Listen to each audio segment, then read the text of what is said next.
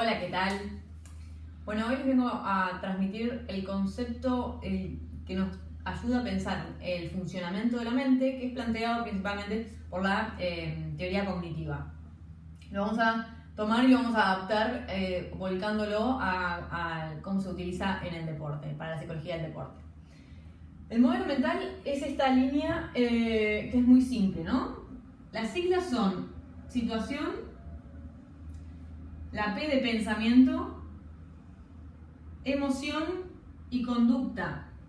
Conducta, comportamiento, ¿sí? En definitiva, en esta columna lo que tenemos que pensar es que es donde interviene la mente, y en esta columna es en donde se manifiesta el cuerpo, el comportamiento, conducta, rendimiento, ¿sí? En definitiva, esta termina siendo la conducta que suele ser más observable, ¿sí? Al cuerpo lo podemos observar, al contenido mental no tanto. Progresivamente, a medida que vamos avanzando en la línea lógica de hacia donde van las flechas, podemos ir viendo, se hace más visible el contenido. Primero el contenido mental, invisible obviamente, hasta que se termina manifestando a nivel conductual, entonces es más fácil de percibir a la vista o a simple vista.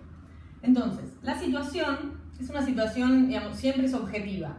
Son datos objetivos que suceden en la vida misma. Por ejemplo, puede ser, yo cometí un error, ¿sí? Que es un pase mal dado, un pase errado.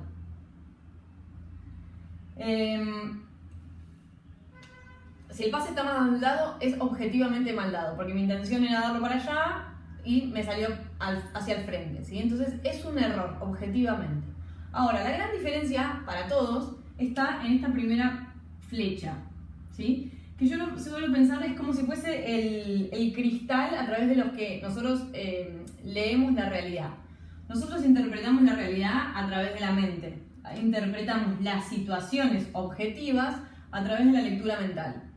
Entonces acá hay como una especie de cristal o como si fuesen unas gafas o anteojos por los que uno percibe la realidad. Si uno la ve, tiene unas gafas color rosa, suele ver todo teñido más de rosa, y si es de otro color, de otro color.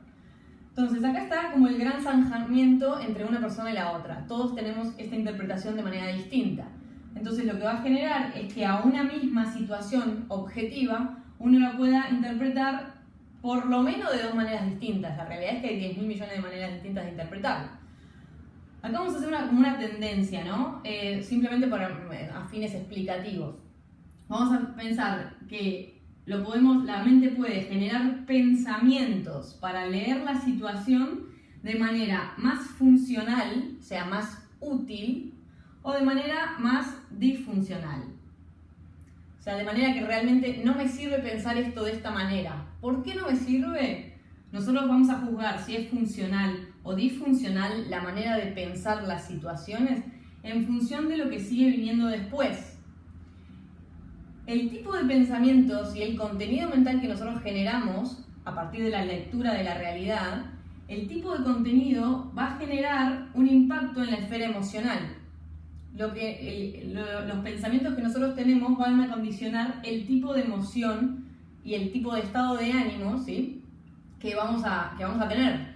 Entonces, por ejemplo, para mí una emoción funcional en el rendimiento es, por ejemplo, la euforia, o no, o la tranquilidad, o no, o el enojo, ¿sí? No hay emociones negativas o positivas. En definitiva es, a vos te sirve tener esa emoción, tenela, ¿sí? Y esto va a estar condicionado después por el impacto que tiene en el cuerpo, en el rendimiento, en la conducta. Si a mí la emoción, tranquilidad, me lleva a manifestar un comportamiento más centrado, más preciso, menos errático, ¿sí? Voy a apostar por tener esta emoción. El tema es que cómo genero esta emoción, qué necesito pensar, cómo necesito usar mi mente para que me genere este tipo de emoción, tranquilidad o, por ejemplo, enojo. Hay deportistas que funcionan muy bien bajo la emoción de enojo. Entonces yo sé que estas emociones me activan, ¿sí? El rendimiento, ¿sí? Me llevan hacia adelante, me hacen sentir bien, uno sabe cuando se siente bien. Entonces voy a buscar generar este tipo de emociones a partir del contenido mental más funcional para mí, para interpretar la situación que acaba de suceder.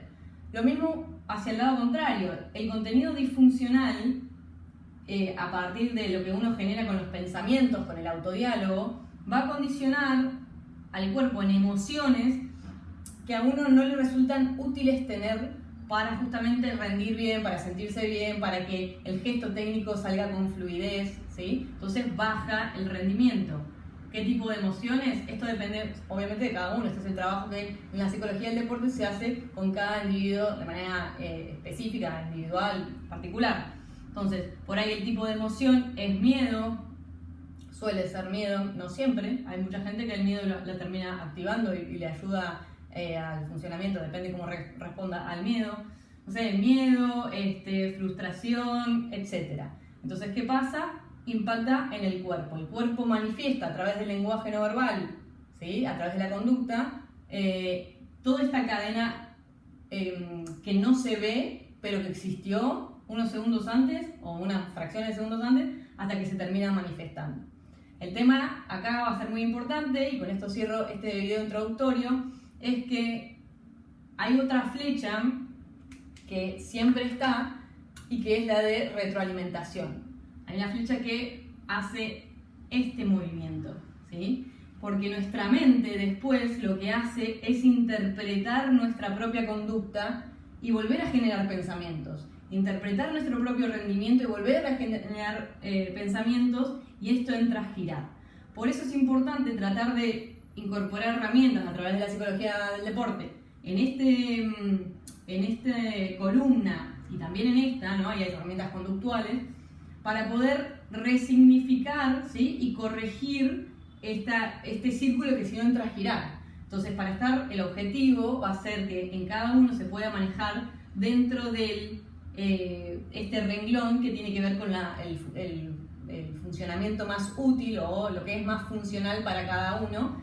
Y si por cosas que suelen suceder uno se fue al renglón, digamos, más disfuncional, que el deportista tenga esas herramientas para saber cómo corregir, por ejemplo, su autodiálogo, cómo corregir el funcionamiento de la mente para que sea más útil para el momento y como saltarse para arriba, por así decirlo. Más que nada porque esto se entra a retroalimentar. La mente tiene un impacto en la esfera emocional, después en el cuerpo, y lo que hace la mente todo el tiempo es reinterpretar.